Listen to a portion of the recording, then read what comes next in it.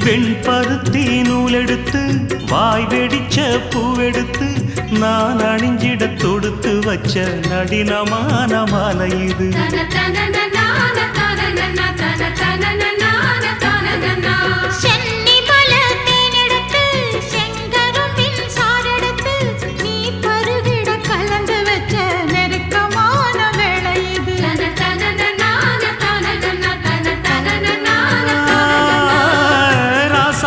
உடம்பிருக்கும் ரவிக்க துணி நானாக அன்னாடம் சூடி கொள்ள ஆசை வச்சாகாதா.